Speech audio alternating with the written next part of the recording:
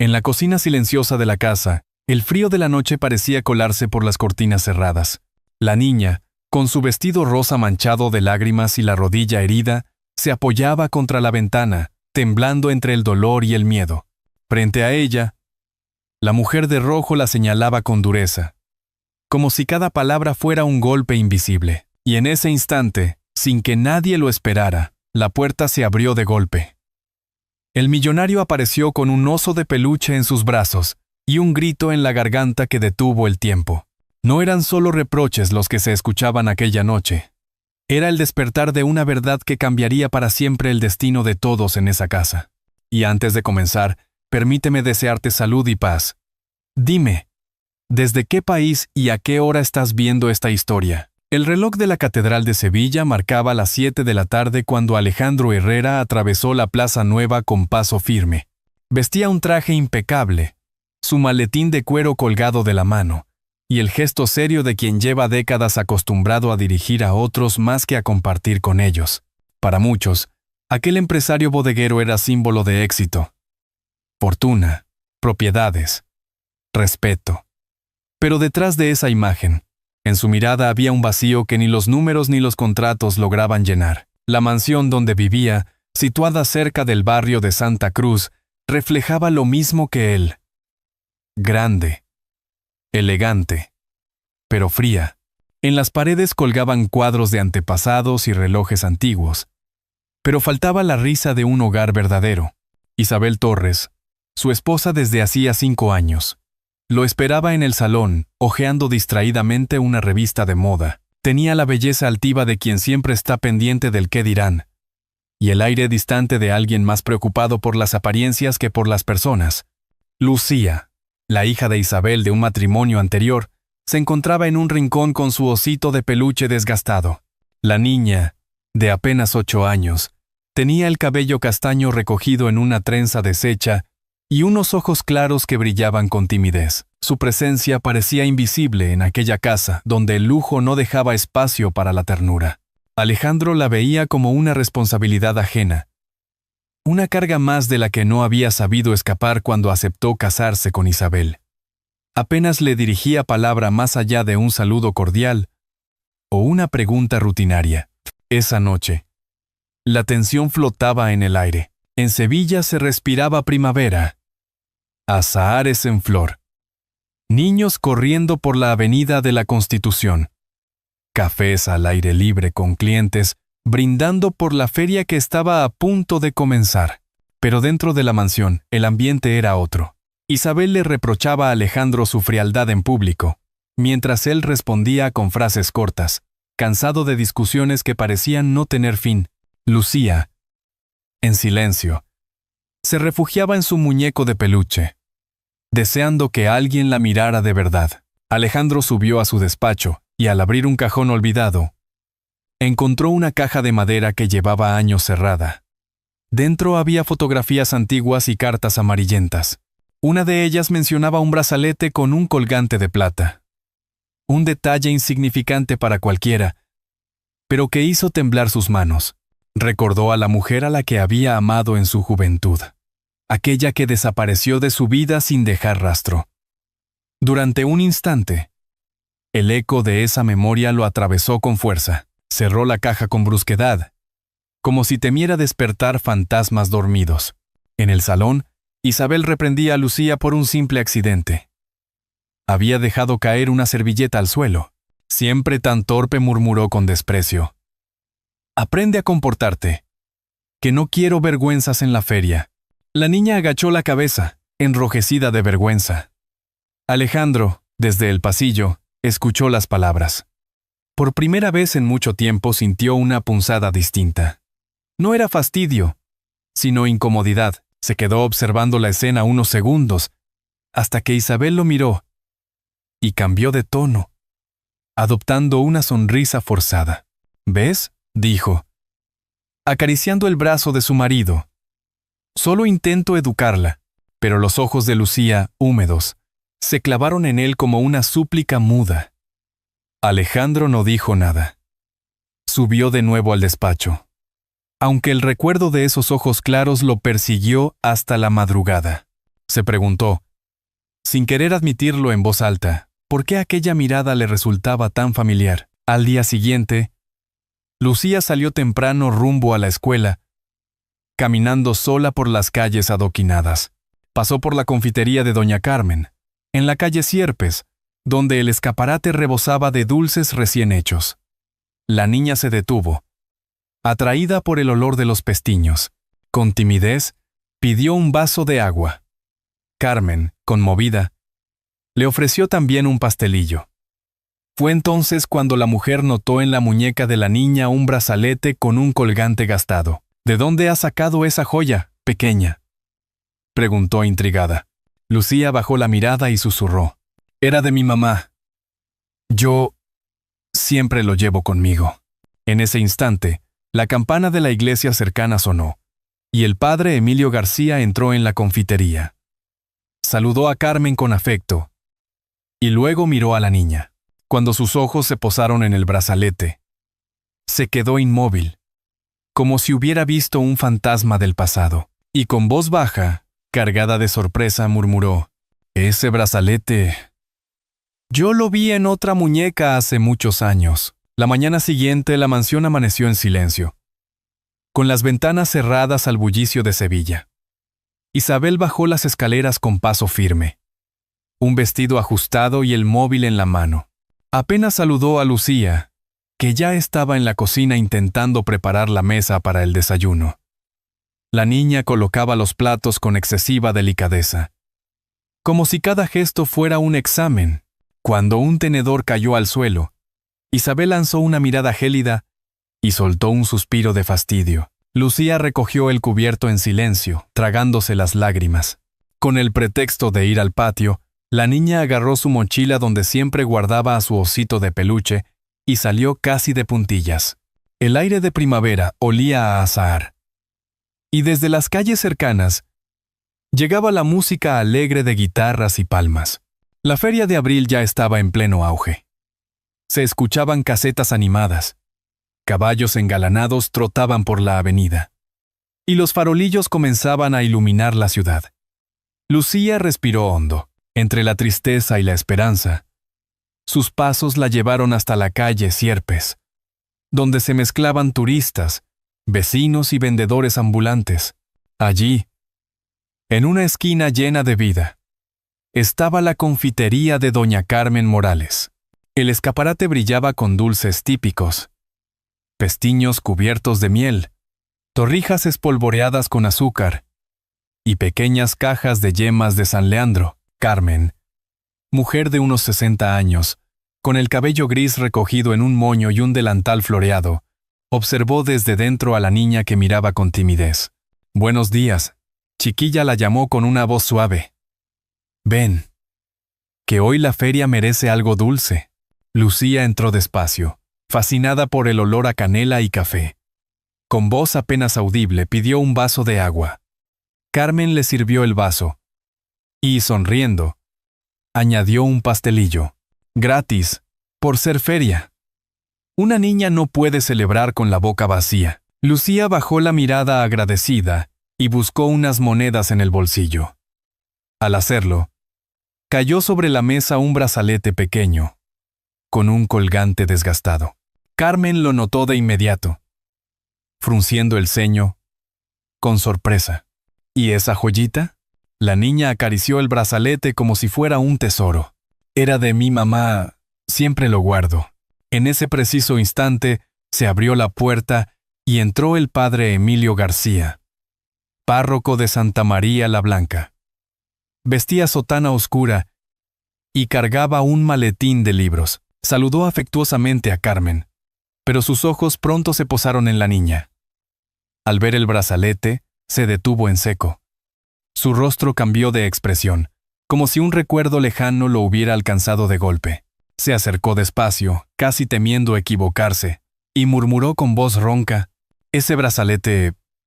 yo lo vi en otra muñeca hace muchos años». Lucía levantó la vista con curiosidad inocente, sin comprender la carga de aquellas palabras. Carmen notó el temblor en la voz del sacerdote y el silencio pesado que se instaló en la confitería.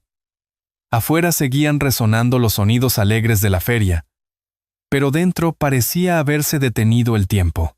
La mujer respiró hondo y, con una mezcla de ternura y preocupación, posó la mano sobre la mesa. Miró fijamente a los ojos de la niña y preguntó con cuidado: «Lucía, ¿quién te lo regaló?». El eco de las campanas de Santa María la Blanca llenaba el aire con un tañido pausado cuando Alejandro Herrera volvió a su mansión al caer la tarde. Había pasado todo el día revisando contratos y atendiendo llamadas, pero el recuerdo de la noche anterior lo mantenía inquieto.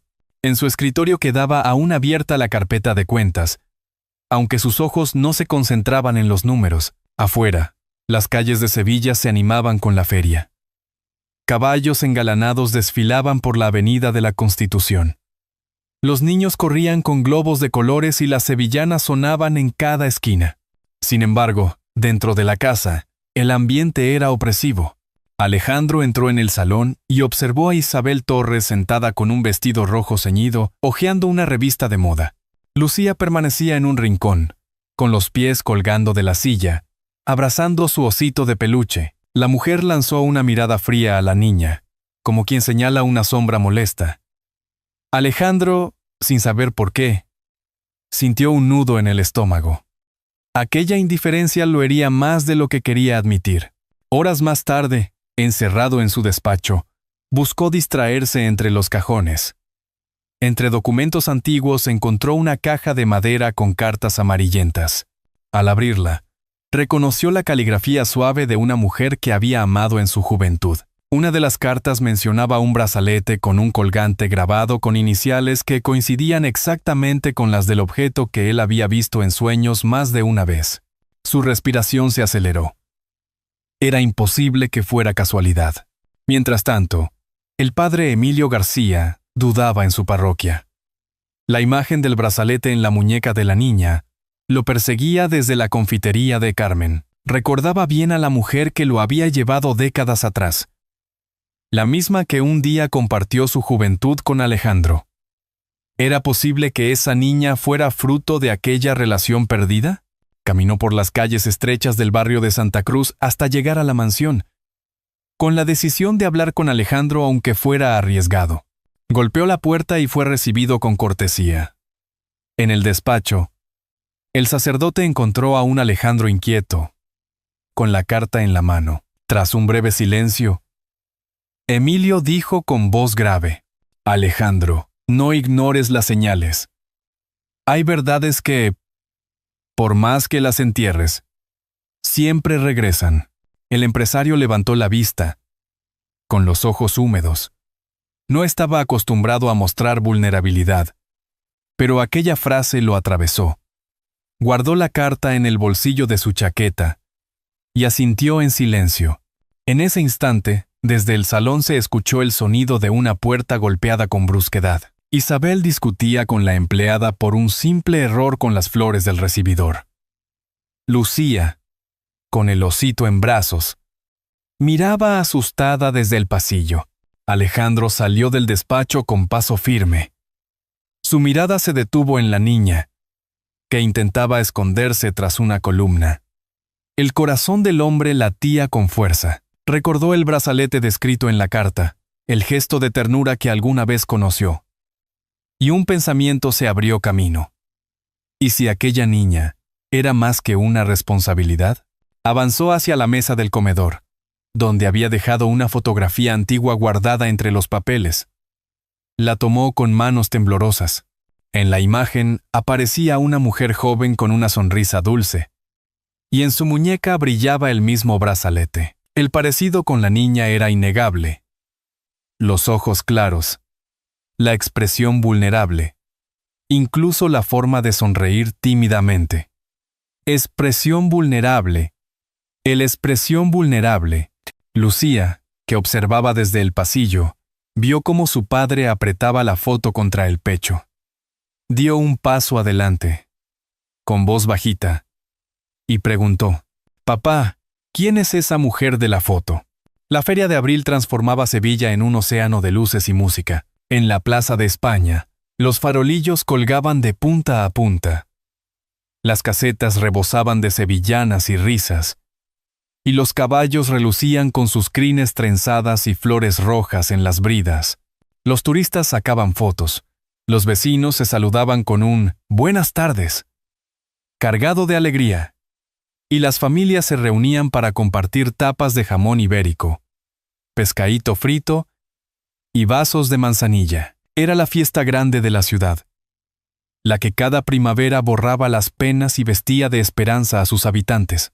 Pero en la mansión de Alejandro Herrera, situada no lejos del río Guadalquivir, el ambiente era radicalmente opuesto. El bullicio de la feria apenas alcanzaba a colarse por las ventanas cerradas, y lo poco que llegaba quedaba sofocado por el eco de un silencio rígido. Esa tarde, Isabel había encontrado un pretexto mínimo para castigar a la niña. Un vaso mal enjuagado en la cocina. Su voz, fría como el mármol del suelo, ordenó a Lucía permanecer de pie en el patio interior, sin moverse, hasta que ella diera permiso. El patio, decorado con azulejos sevillanos y macetas de geranios, se había vuelto un lugar de tormento. El suelo de piedra estaba helado. Y el aire de primavera, aunque dulce en las calles, allí resultaba cruel para los pies descalzos de la niña. Lucía se aferraba a su osito de peluche, con los ojos llenos de lágrimas, intentando no llorar demasiado fuerte para no provocar más ira. Las voces lejanas de sevillanas y castañuelas contrastaban con el temblor de su pequeño cuerpo. Mientras tanto, Alejandro conducía por la avenida iluminada de Triana, rumbo a una reunión prevista con un socio extranjero. Los coches avanzaban despacio, atrapados en el tráfico de feria. Y él, cansado de los saludos forzados y de las charlas de negocios, decidió regresar a casa antes de lo planeado. Solo un momento con Lucía, pensó, como si una intuición lo llamara. Al llegar, notó algo extraño. La mansión estaba en penumbras, demasiado silenciosa para un día festivo. Cerró la puerta tras de sí y escuchó un murmullo ahogado. Un sollozo infantil que le atravesó el pecho. Avanzó deprisa hasta el patio interior, y allí se detuvo en seco. Lucía estaba contra la pared, con la mirada clavada en el suelo, temblando. Sus pies descalzos dejaban marcas húmedas en la piedra fría. El brazalete en su muñeca brillaba bajo la lámpara del patio, como una chispa de otro tiempo. Alejandro sintió que el aire le faltaba. Se acercó con pasos lentos, y al inclinarse para hablarle, algo cayó de la manga de la niña. Un sobre arrugado, amarillento. Alejandro lo recogió con manos temblorosas. Dentro había una fotografía antigua. Su corazón dio un vuelco. Reconoció al instante a la mujer de la imagen. La sonrisa dulce, los ojos llenos de vida, la misma que había marcado su juventud, y a la que había perdido en circunstancias dolorosas. Y en su muñeca, en aquella foto descolorida, brillaba el mismo brazalete que ahora llevaba Lucía. El mundo pareció detenerse. Comparó los rasgos de la niña con los de aquella mujer que aún ocupaba su memoria. Los ojos claros, la frente delicada, la expresión vulnerable. Era como mirar un espejo con dos tiempos distintos. Su respiración se volvió entrecortada, y un nudo le apretó la garganta. Lucía levantó la vista tímidamente. En sus ojos había miedo, pero también una súplica silenciosa, como si esperara que aquel hombre que llamaba papá la mirara de verdad.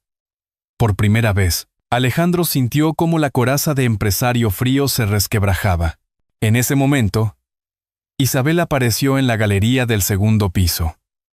Vestía un traje rojo llamativo, y se había pintado los labios con un carmín intenso. Estaba lista para salir a una cena social. Pero al ver a Alejandro inclinado frente a la niña, su expresión cambió. Descendió las escaleras con paso firme, los tacones resonando contra el mármol como golpes de martillo. Se detuvo frente a ellos, con los ojos encendidos de rabia. Su voz rompió el silencio del patio y dejó un eco helado en las paredes. Esa niña nunca será tuya. El grito de Isabel resonó en el patio como un trueno. El eco se expandió entre los azulejos y las macetas, y hasta los geranios parecieron estremecerse bajo la dureza de sus palabras. Lucía retrocedió un paso, abrazando con todas sus fuerzas al osito de peluche. Sus ojos grandes se llenaron de lágrimas, incapaces de comprender por qué aquella mujer la rechazaba con tanta crueldad. Alejandro sintió una punzada en el pecho, como si cada sollozo de su hija le atravesara la piel. Había llegado a su límite. Durante años había tolerado silencios, distracciones, la frialdad de un matrimonio construido más sobre conveniencias que sobre amor. Pero ver a Lucía castigada, vulnerable, y escuchar aquel grito que la negaba, encendió en su interior una llama que llevaba demasiado tiempo apagada. «Basta, Isabel», exclamó con voz grave, cargada de autoridad.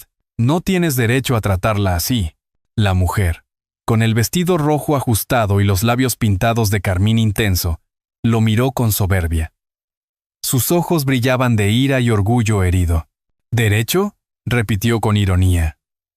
«Yo soy tu esposa, Alejandro. Soy la que vive a tu lado, la que se encarga de esta casa cuando tú estás demasiado ocupado con tus bodegas y contratos. Y ahora me dices que esa niña, esa carga, ¿vale más que yo?». Alejandro sostuvo su mirada sin parpadear. Entre sus manos aún conservaba la fotografía arrugada que había encontrado. Aquella que mostraba a la mujer que amó en su juventud, sonriendo con ternura, con el brazalete en la muñeca. Giró la foto hacia Isabel y, con voz entrecortada pero firme, declaró: «No lo entiendes. Lucía no es cualquier niña. Es mi hija». El mundo se detuvo. El silencio cayó como un manto espeso. Incluso los ecos de la feria, con su música de guitarras y castañuelas, parecieron desvanecerse por un instante. Isabel abrió los ojos con incredulidad, buscando algún gesto de vacilación en su marido. Pero Alejandro estaba erguido, con el rostro endurecido por la verdad. Lucía, con un hilo de voz, se atrevió a preguntar: «¿De verdad, papá? ¿Soy tu hija?». Las lágrimas brotaron de los ojos de Alejandro.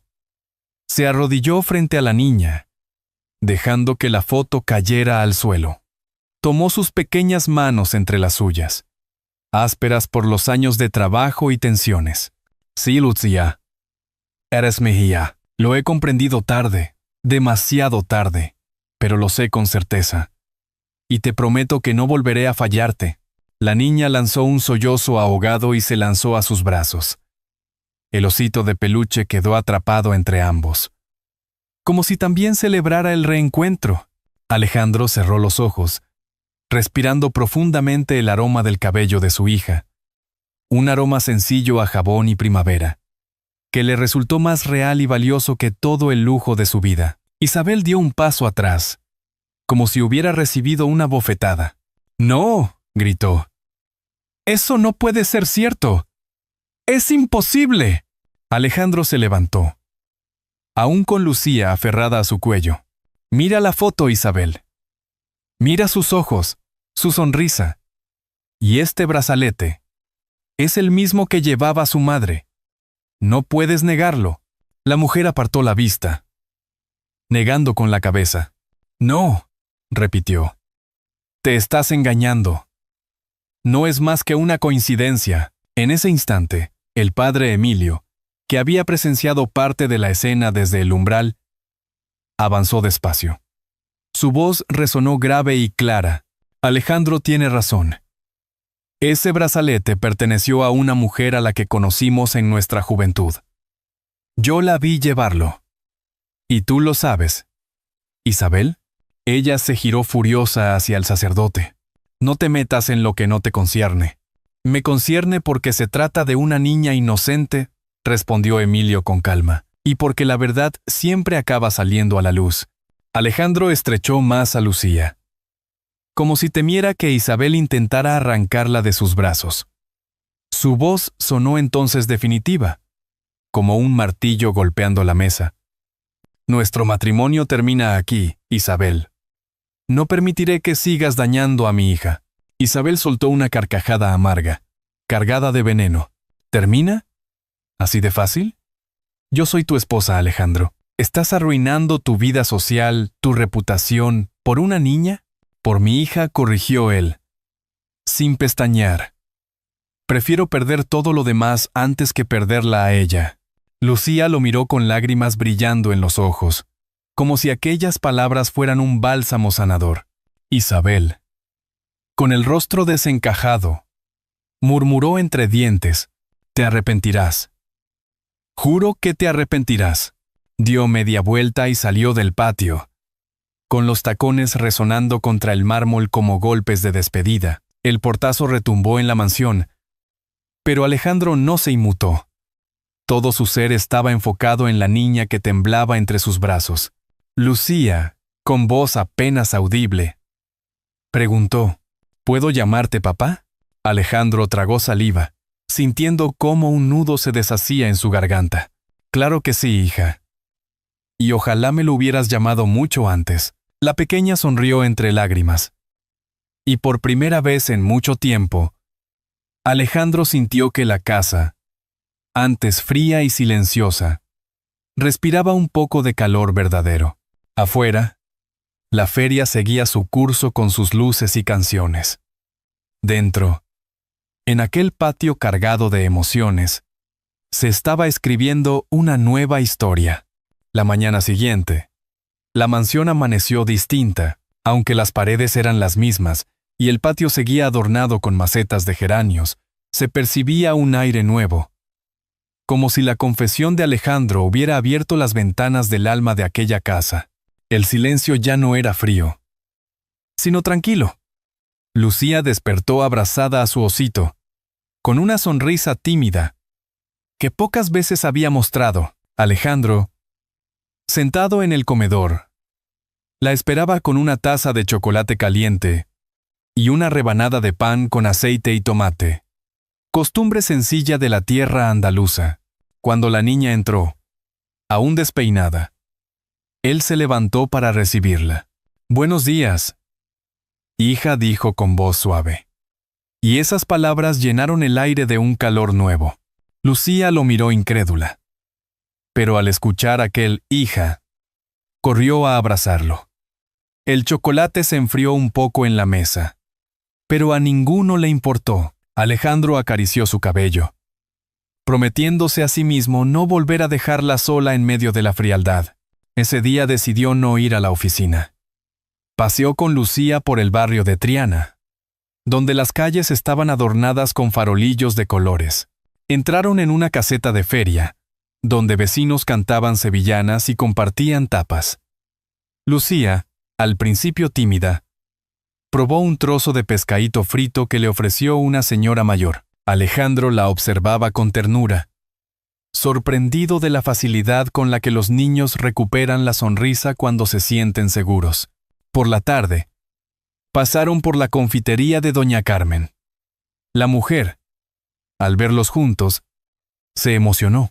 Así debía ser siempre, murmuró mientras entregaba a Lucía una caja pequeña de pestiños. El padre Emilio también los saludó desde la puerta de la parroquia. Su mirada se cruzó con la de Alejandro, y un leve asentimiento bastó para sellar la certeza de que había tomado el camino correcto. Pero no todo era calma. Isabel había desaparecido sin despedirse, y aunque su sombra aún flotaba en los pensamientos de Alejandro, él decidió no dejar que el miedo oscureciera el presente. «Elijo la esperanza», pensó, mientras apretaba la mano de su hija. Al caer la noche, regresaron a la mansión. Desde el balcón se veía la feria brillando con miles de luces. Alejandro colocó una silla en el patio y se sentó junto a Lucía. Ella, con un cuaderno de dibujo, empezó a trazar con lápices de colores. Cuando terminó, mostró el papel a su padre. Había dibujado una puerta abierta, de la que salía una luz dorada, y en medio un oso blanco con un lazo azul. «Es nuestra casa ahora», explicó con una sonrisa. «Ya tiene luz». Alejandro sintió cómo los ojos se le humedecían. Tomó el cuaderno y lo acarició como si fuera un tesoro. «Sí, Lucía. Ahora nuestra casa tiene luz, y nunca se apagará». Se levantó. La tomó en brazos y giró con ella bajo el cielo iluminado por farolillos. La niña reía, dejando atrás los días de miedo. Afuera, Sevilla celebraba con guitarras y palmas. Dentro, padre e hija celebraban un reencuentro mucho más profundo, el de un hogar que volvía a nacer, porque aquella noche, en la feria de abril, no solo se encendieron las luces de la ciudad, también se encendió para siempre la luz de una familia que había aprendido a amar de nuevo. En las calles de Sevilla todavía resuena el eco de la feria. Pero lo que queda en nuestra memoria no son solo las luces ni las sevillanas, sino el abrazo entre un padre y una hija, que, después de tanta distancia, finalmente se reconocieron. No fueron las riquezas ni los contratos los que salvaron aquel hogar, sino la decisión valiente de mirar a la verdad de frente y abrirse al amor. Y ahora, queridos oyentes, os pregunto, si esta historia os ha conmovido, dejad un 1 en los comentarios.